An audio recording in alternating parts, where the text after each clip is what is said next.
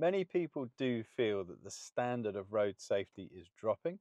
Some will blame technology, some will blame parents, and others will blame driving instructors. Whether or not the standards are actually dropping is debatable. But one thing I've noticed, certainly over the last few years, is the standard of pedestrians actually taking responsibility for their own safety, I feel, is becoming more and more questionable. This clip playing now seems to be almost commonplace, where the pedestrian doesn't even look over their shoulder to actually check that it's clear to cross the road. Many pedestrians now have headphones, and this can be quite distracting.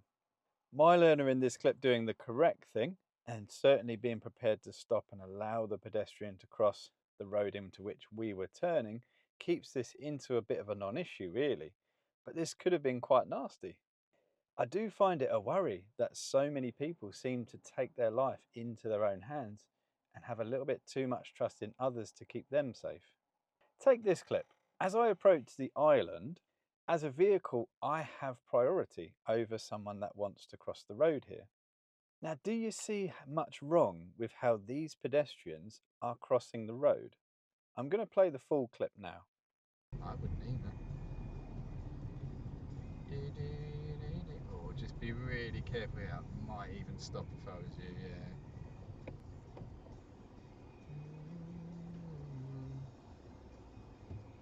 Do you know what? I wouldn't usually do that, but I don't know about you, that just didn't feel safe. Yeah, especially when it's the younger one in front. Yeah, I think yeah, stop. that's right. And there was no one behind you. You happy with that?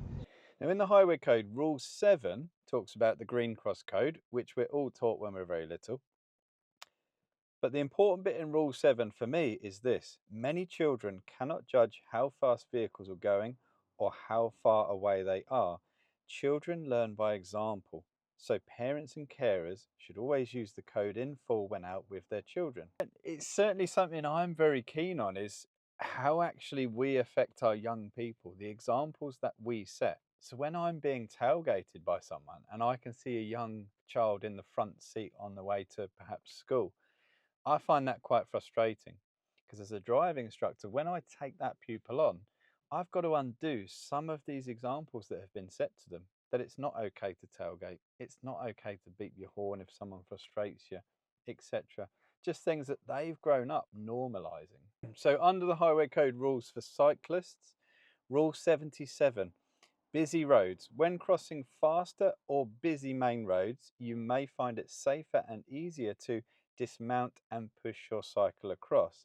So that's certainly the advice that's been given here. They are advised to use a traffic island, which they're doing, but they are advised to dismount and push your cycle across. That's an A road they're crossing. It's busy.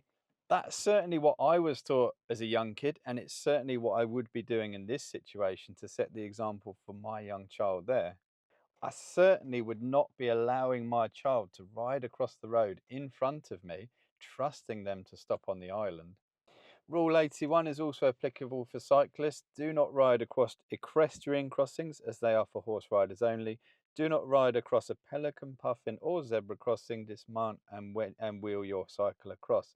Now, although it doesn't mention the islands, essentially the advice you're given as a cyclist is, unless you're at a tiger crossing, which looks very exactly the same as a zebra crossing, but you get this section of road markings here, which allows you to ride across without dismounting.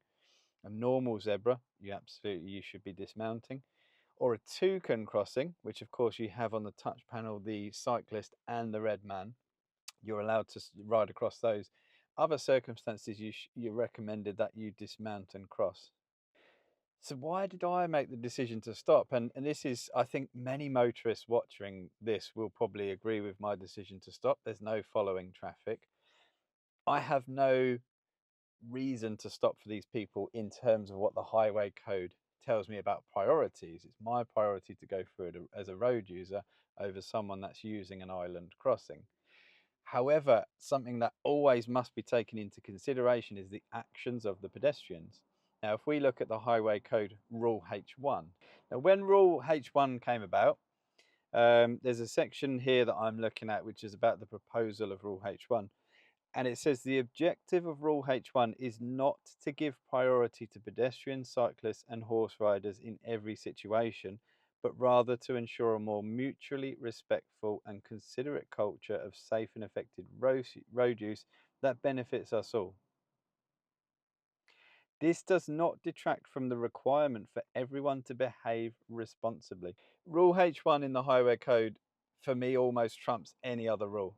Doesn't matter what the rules say, you've got to try and keep people that are more vulnerable than yourself safe, even when they're not taking enough responsibility for their own safety. So as I approach this situation, Rule H1, I'm not happy with how that little girl is cycling across ahead of the carer or parent. And I don't like the situation, so immediately we're stopping and we're actually just getting them across to get them out of the way. Those in charge of a vehicle that can cause the greatest harm in the event of a collision bear the greatest responsibility to take care and reduce the danger they pose to others.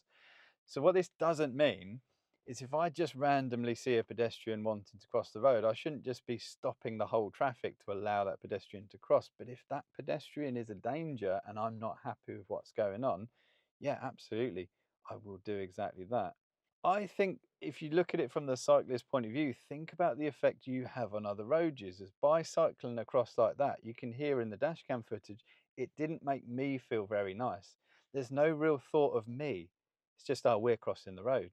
But the biggest thing for me is the example that is being set to that little girl. I saw them today doing exactly the same, just riding across the road. So that little girl is normalizing that it's fine to ride across the road, and there's not enough responsibility for me being shown by that pedestrian and certainly that carer or parent. Remember, when you're driving in front of your young ones, they are taking in everything they see.